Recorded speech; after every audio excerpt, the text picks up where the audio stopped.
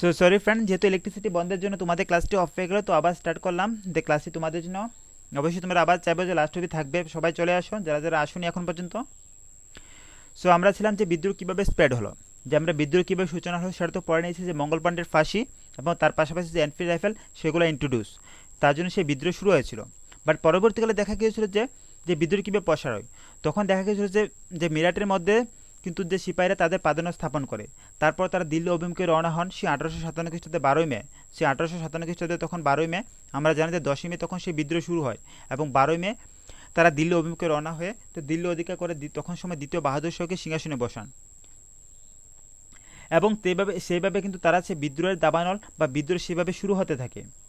এবং বিদ্রোহের তখন সময় যে বিস্তার বিভিন্ন প্রদেশে বিস্তার লাভ করতে পারে, তার মধ্যে উত্তরপ্রদেশ, বিহার এবং মধ্যপ্রদেশের বিস্তীর্ণ এলাকায় সেই বিদ্রোহ প্রসারিত হয়। মধ্যপ্রদেশের বিভিন্ন এলাকায় বিদ্রোহ প্রসারিত হয় এবং তখন সময় বিভিন্ন লিডার তারা তারা তখন বেরিয়ে আসে সেই বিদ্রোহের মধ্যে। পাশাপাশি আসাম রাজ্যেরও তখন সময় যে বিদ্রোহ দেখা দিয়েছিল, আসাম রাজ্য তখন সময় বিদ্রোহ দেখা দিয়েছিল। তার পাশাপাশি উত্তর ভারতে অযোধ্যা, কানপুর, লখনৌ, বেরেলি এবং মধ্যপ্রদেশের ঝাঁসি, বিহারের আগ্রা, বিভিন্ন জায়গায় সেই বিদ্রোহ প্রবল আকার ধারণ করে। এখন আসলো যে যে বিদ্রোহে কি জনসাধারণ অংশগ্রহণ করেছিল, কি বলতে পারো যে ইমিডিয়েট সেই রিভোল্ট অফ 1857 সেই বিদ্রোহে কি জনসাধারণ অংশগ্রহণ করেছিল? ইয়েস ফ্রেন্ড, সেই বিদ্রোহে কিন্তু জনসাধারণ কিন্তু স্বতঃস্ফূর্তভাবে অংশগ্রহণ করেছিল। সেই বিদ্রোহের মধ্যে যে উত্তরপ্রদেশে অযোধ্যা ও রোহিলাখণ্ডে, বিহারের বিভিন্ন অঞ্চলের মধ্যে কিন্তু সিপাহীদের সাথে সাথে বিভিন্ন অঞ্চলের জনগণও সেই বিদ্রোহে পার্টিসিপেট করে। পাশাপাশি জনগণের সেই বিদ্রোহের কারণে কিন্তু এবং জনগণের সেই অনেক দিন ধরে সেই বিক্ষোভ থাকা, সেই বিক্ষোভে কিন্তু সেই সিপাহী বিদ্রোহের মধ্যে তারা সেই সিপাহী বিদ্রোহে তারা তারা সেগুলো এক্সপ্রেস করে, এবং তারা সিপাহীদের সাথে পার্টিসিপেট করে বিভিন্নভাবে সেই বিদ্রোহকে যে গণবিদ্রোহ রূপ ধারণ দিয়েছিল, গণবিদ্রোহ রূপে সেই আকার নিয়ে গিয়েছিল। সেই বিদ্রোহ কৃষক বিদ্রোহে সক্রিয়ভাবে অংশগ্রহণ করার ফলে কিন্তু অযোধ্যা উত্তর ভারতের বিভিন্ন স্থানে সেই বিদ্রোহ কিন্তু ব্যাপকতা লাভ করে, এবং সেই বিদ্রোহ একটা সময় পরে সেই গণবিদ্রোহের রূপ ধারণ করে।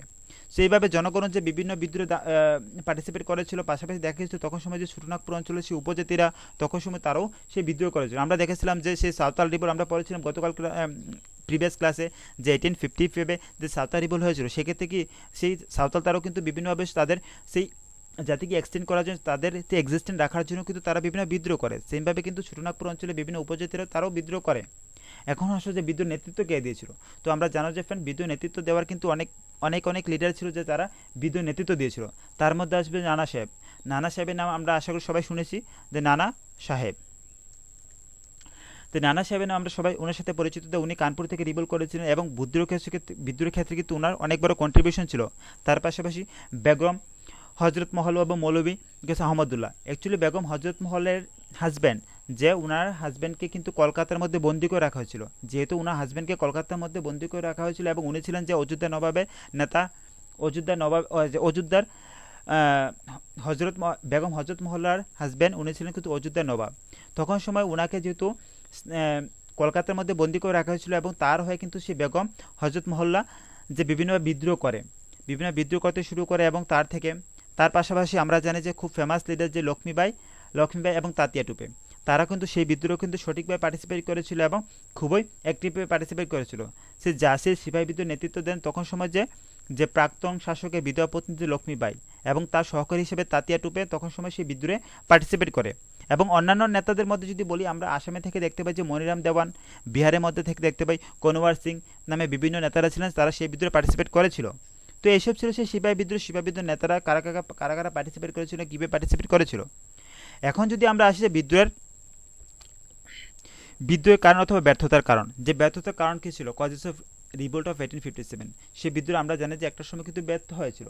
এতসব মানুষ পার্টিসিপেট করার পরেও কিন্তু সেই বিদ্রোহ কিন্তু তার সঠিক লক্ষ্যে, যে লক্ষ্য নিয়ে এসেছিল, যে অবজেক্টিভগুলো তাদের ছিল, যে গোলগুলো নিয়ে এসেছিল সেই বিদ্রোহ কিন্তু তাদের সেই সঠিক লক্ষ্যে পৌঁছাতে না পারার কারণ হচ্ছে বিভিন্ন কারণগুলো ছিল। সেগুলো কারণগুলোর মধ্যে একটি হলো যে তাদের কিন্তু সিপাহীদের মধ্যে যে ক্লিয়ার কে লিডার হবে সেই লিডার কিন্তু ছিল না। যে যে যে মানুষের হয়ে সেই বিদ্রোহকে পরিচালনা করবে, সেরকম কিন্তু তাদের মধ্যে যে ক্লিয়ার লিডার কিন্তু ছিল না, এবং তার জন্য কিন্তু সেই বিদ্রোহ বিভিন্নভাবে ডাইভার্ট হতে শুরু করে। আমরা দেখেছি যত সব রিভোল্ট হয়েছে, যেসব সাকসেসফুল রিভোল্ট হয়েছে, সেগুলো সবগুলোর পেছনে কিন্তু সাকসেসফুল লিডার আছে। প্রত্যেকটা রিভোল্টের পেছনে কিন্তু একজন সাকসেসফুল লিডার দরকার। এখন যদি একটা বিদ্রোহের মধ্যে যদি 1 থেকে 10 জন বা 50 জন বেশি লিডার হয়, সেক্ষেত্রে কিন্তু যে যারা জনসাধারণ আছে বা অন্যান্য তারা আছে তারা কার হয়ে সেগুলো কাজ করবে। সেক্ষেত্রে কিন্তু একটা রিভোল্ট কখনো তার সঠিক লক্ষ্যে পৌঁছাতে পারে না। সেক্ষেত্রে অবশ্যই সাকসেসফুল একজন লিডারের দরকার। তো সেই ক্ষেত্রে আমরা দেখতে পাই যে তখন সময় যে সাকসেসফুল লিডার ছিল না, পাশাপাশি তখন সময় তাদের কাছে প্ল্যান ছিল না। তাদের ইমিডিয়েট প্ল্যান কী ছিল, তারা যে বিদ্রোহ সাকসেস করবে এবং সাকসেস করার পর তাদের কী রিজন হবে, তাদের কী প্ল্যান হবে, তারা কী পাবে, কী চাইবে তারা, সেগুলো কিন্তু তাদের কাছে সেই অবজেক্ট কিন্তু ক্লিয়ার ছিল না, সেই প্ল্যানগুলো ক্লিয়ার ছিল না। পাশাপাশি তখন সময় দেখেছিলাম যে ফ্রেন্ড যে মোস্টলি কিন্তু নর্থ ইস্টার্ন স্টেটগুলো এফেক্টেড হয়েছিল সেই রিভোল্টে। পাশাপাশি তখন সময় যে বেঙ্গল, বোম্বে এবং মাদ্রাস সেইগুলো কিন্তু যে তারা সেগুলো এফেক্টেড ছিল না, তারা কিন্তু সেগুলো থেকে দূরে ছিল। কারণ দেখেছিলাম যে পুরো যদি হোল ইন্ডিয়া কথা বলি তাহলে কিন্তু যে নর্থ ইস্টার্ন পার্ট বা নর্থার্ন স্টেটগুলো কিন্তু নর্থার্ন ইন্ডিয়া স্টেটগুলো কিন্তু তারা এফেক্টেড হয়েছিল, তারা কিন্তু সেই রিভোল্টে পার্টিসিপেট করেছিল। পাশাপাশি কিন্তু হোল ইন্ডিয়া কিন্তু সেভাবে পার্টিসিপেট করেনি। আমরা যেভাবে 1947 সেই রিভোল্ট দেখেছি, আমরা সেভাবে 1947 সেই স্বাধীনতা যুদ্ধ যেগুলো পড়েছি, যেভাবে পুরো দেশ পার্টিসিপেট করেছিল, হিন্দু মুসলিম সবাই যে একসাথে এসে সেই বিদ্রোহকে সঠিকভাবে জেতানোর জন্য অনেকভাবে কন্ট্রিবিউশন, অনেকভাবে তাদের স্যাক্রিফাইস দিয়েছিল। তো 1857 রিভোল্টের মধ্যে কিন্তু সেটা দেখতে পাই না। সেটা কিন্তু বিভিন্ন জাতি তাদেরকে দূরে রেখেছিল বিভিন্নভাবে, যাদের দরকার ছিল না, যারা যারা সেই বোম্বে, বেঙ্গল, বোম্বে, মাদ্রাস সেই সব জায়গার তারা কিন্তু সেই বিদ্রোহে কিন্তু পার্টিসিপেট করেনি। পাশাপাশি দেখেছেন তখন সময় যে পরিকল্পনার অভাব কেন, যে আমরা বলতে পারি যে স্যার বলতে পারেন পরিকল্পনার অভাব কেন। অ্যাকচুয়ালি দেখা গিয়েছিল যে ফ্রেন্ড তখন সময় কিন্তু বিদ্রোহের নেতৃবৃন্দ কিন্তু একটা কেন্দ্রীয় সংগঠন গড়ে তুলতে পারেনি। কেন গড়ে তুলতে পারেনি? তখন সময় তাদের কাছে সক্রিয় নেতা ছিল না এবং নিজেদের উদ্যম এবং উদ্দেশ্যের মধ্যে কিন্তু সংবদ্ধ ছিল।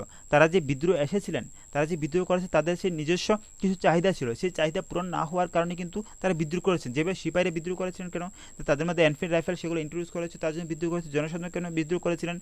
জনসাধারণ বিদ্রোহ করেছিলেন যে তাদের উপর কর চাপানো হচ্ছিল বিভিন্নভাবে, বিভিন্ন বন্দোবস্তগুলো নিয়ে আসছিল, যে চিরস্থায়ী বন্দোবস্তের মতো ব্যবস্থাগুলো নিয়ে আসছিল, সেই জন্য তারা সেসব কিন্তু আর অ্যাকসেপ্ট করতে পারেনি। তার জন্য তারা পরবর্তীকালে বিদ্রোহ হয়ে ওঠে।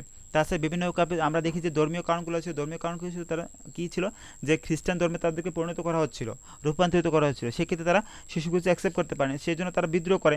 পরবর্তীকালে আমরা দেখতে পাই যে বিভিন্ন সময় যে সামাজিক সংস্কারগুলো, যে সোশ্যাল কজেসের মধ্যে আছে যে গঙ্গা সন্তান বিসর্জন, সতীদাহ প্রথা, সেগুলোর মতো বিবাহের মতো আইন নিয়ে এসেছিলো, সেগুলো তারা যে কখনো চাইতো না সেগুলো। তো সেই জন্য বিভিন্ন মানুষ বিভিন্ন রিজনে বিভিন্ন কারণে তারা সেই বিদ্রোহে পার্টিসিপেট করে, এবং সেই বিদ্রোহে পার্টিসিপেট করার কারণে কিন্তু পরবর্তীকালে সেই পরিকল্পনার অভাবে কিন্তু সেই বিদ্রোহ যে একটা সময় ব্যর্থ হয়েছিল। এখন বলতে পারি যে সামরিক দক্ষতা, এখন আমরা বলতে পারি যে আরেকটি আছে যে সামরিক দক্ষতা, তাদের সামরিক দক্ষতার অভাব ছিল। অ্যাকচুয়ালি ব্রিটিশদের কাছে বিভিন্ন আধুনিক অস্ত্রশস্ত্র ছিল, এবং সেই আধুনিক অস্ত্রশস্ত্রের কাছে যে যে ভারতীয় সেসব সৈনিকদের পক্ষে বা ভারতীয় মানুষদের পক্ষে সেসব তলোয়ার দিয়ে এবং বর্ষা দিয়ে কিন্তু সেই বন্দুকেও কি সফলতা অর্জন করা যাবে? তারা দূর থেকে গুলি করে দেবে, বা শেষ, তুমি তলোয়ার দিয়ে কী করবে? তো সেরকম বিভিন্ন কারণ ছিল যে তাদের অস্ত্রশস্ত্র সেরকম উন্নত ছিল না, সেগুলো কিন্তু তাদের সেই বিদ্রোহে বা ব্যর্থতার অনেকটা কারণ ছিল।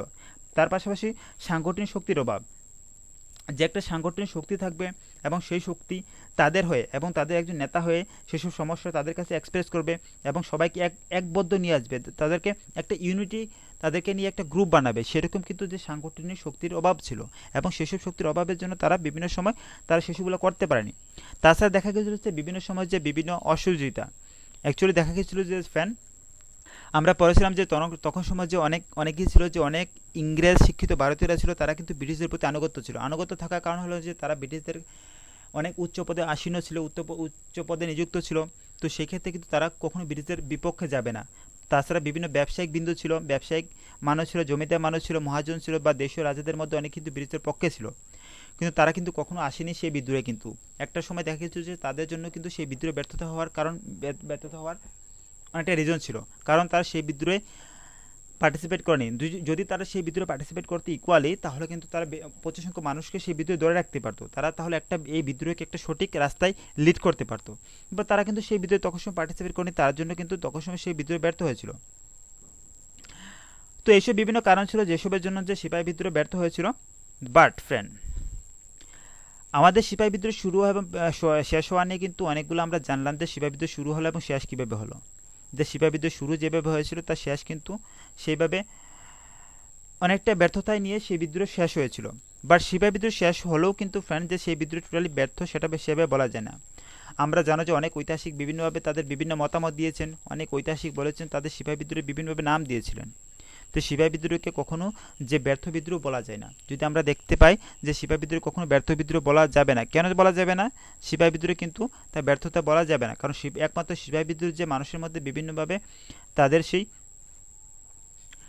স্বাধীনতার জন্য নিজেকে এক্সপ্রেস করা, নিজেকে বলা মানুষের কাছে, বা নিজের অধিকারের জন্য আন্দোলন করা, সেগুলো কিন্তু সেই সিপাহী বিদ্রোহ কিন্তু শিখিয়েছিল সেই মানুষকে।